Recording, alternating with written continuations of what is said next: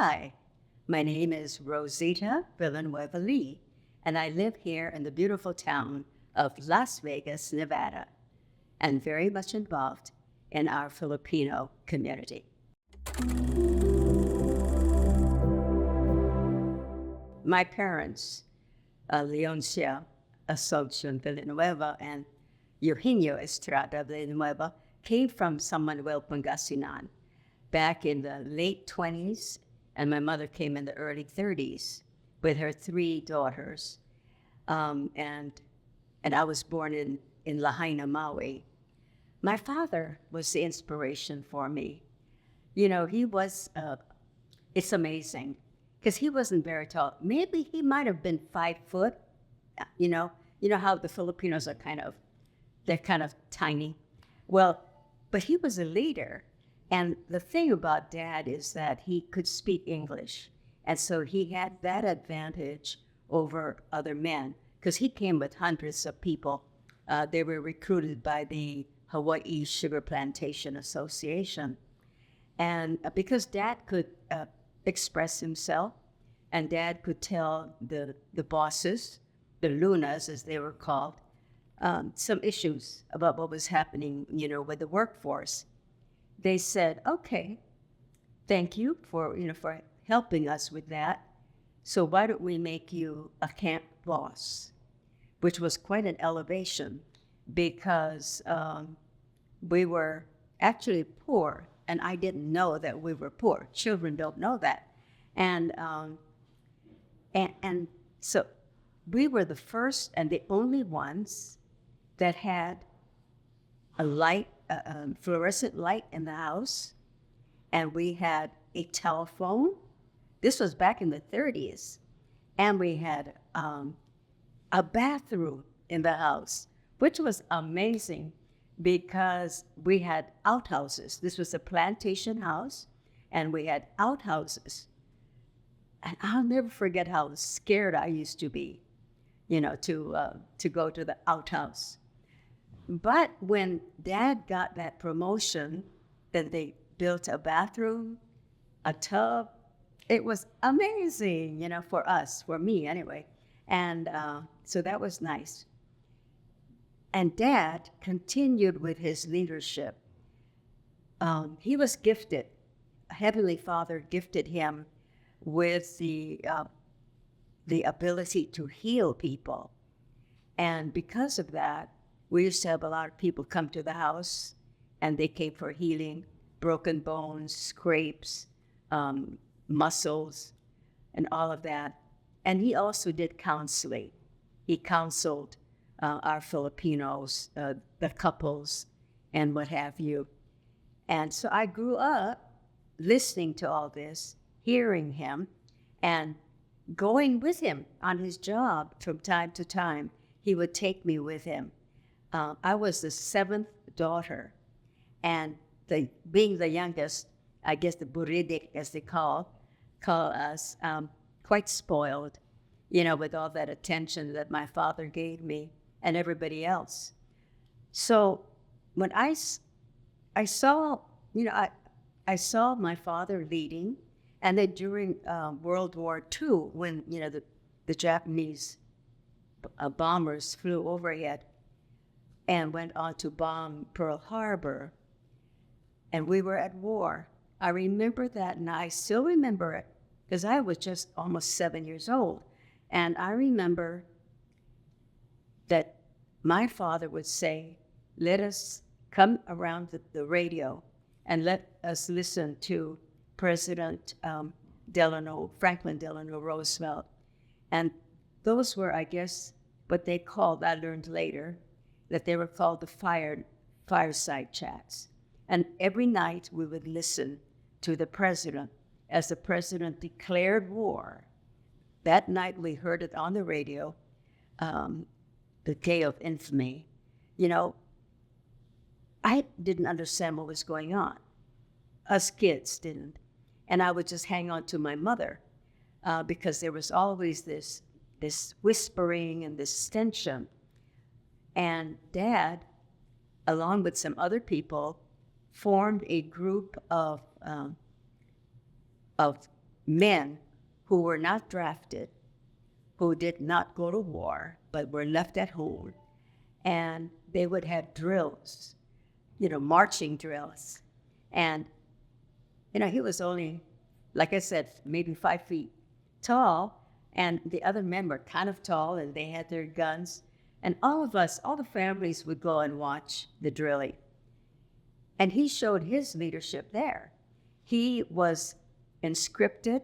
I have his certificate where he was what they call somebody who they were sworn in that they could fight and they could defend, and they could do that at home, staying in Lahaina. So he became one of the drill sergeants.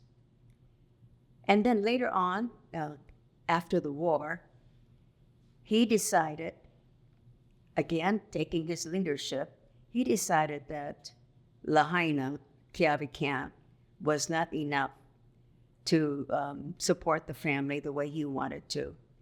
And so we moved from Lahaina, Maui to Honolulu, Oahu. And that was a completely different life for me. Having grown up, with the dirt all around us, and then going to a big city. Oh my gosh, that was such a big city. And in reality, it wasn't, but to us, at that time, it was. Again, he showed his leadership. And though he didn't have an office job or anything like that, because he took whatever job was available, and I marveled at him. I marveled that he could drive a bus. I mean, a big bus that took people around. And he's, like I said, 5 foot tall. But he didn't last too long in that. He wanted a different kind of job. So Dad, no matter what, as I witnessed him growing up, he was a man who took care of the family. That was very important. Take care of the family. And wanted better things for his daughters. Made sure that we had our education. I went to Kamehameha Third School when I was in Lahaina. My sisters went to Lahaina, Luna High School. And then when I went to Oahu, then we went to Lanakila School, which was a regular community school. But while we were there, our teacher said, my older sister, my teacher said, and spoke to my parents, that school was not good enough for us. And I said, really? I was having fun. We had ukulele classes, and and I got to know all my classmates and everything. But Mrs. Wong, I'll never forget her. She's a wonderful teacher, 4th grade. She said to Mrs. Villanueva, your 2 daughters need to be put in the English Standard School, which has higher standards, and they'll, it's better for them. I really didn't want to go because I didn't want to miss my friends. But my parents said, okay, it's a better school for us, so we went. So I went to that school. And again, Dad said, whatever is good for you. So he was the kind of man growing up, working and being with my uncles and my cousins.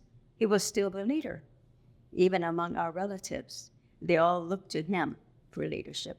That's where I got that feeling of wanting to help, because we had so many people coming to the house, and he was always helping them.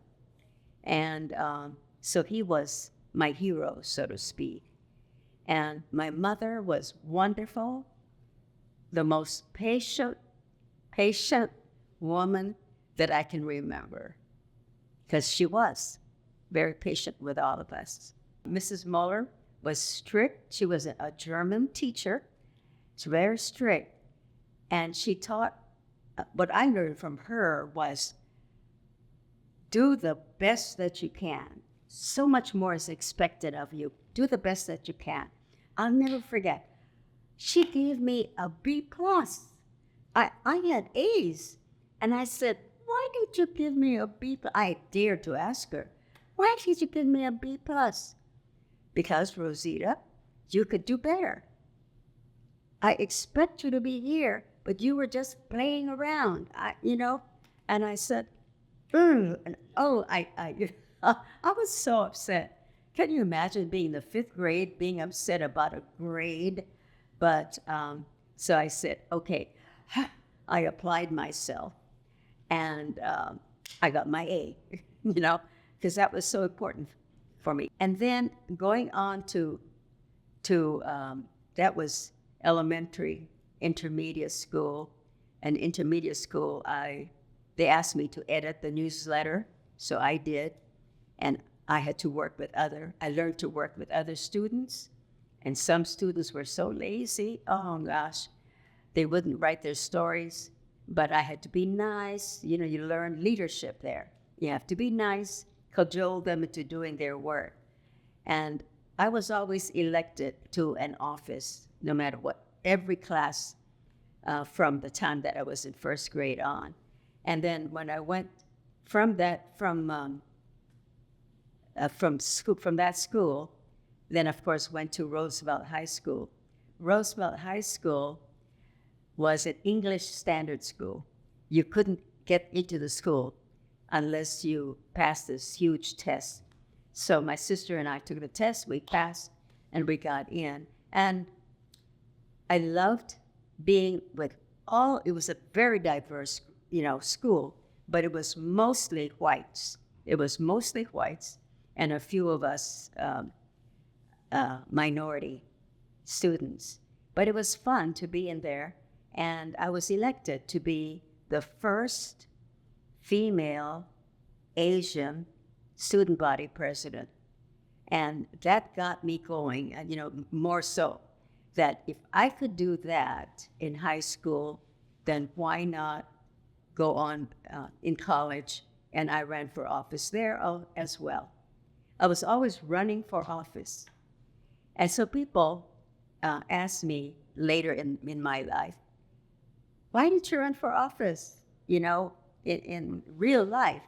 I said, well, I was in real life. What are you talking about? And they said, well, how come you didn't run for, commissioner or assembly? And I said, well, I guess it was because I started a family. I started a family early, and instead of running for office, I volunteered. I did a lot of volunteer work on Oahu. And then, of course, when I got married, and then later got my divorce, I just continued serving in the community no matter what.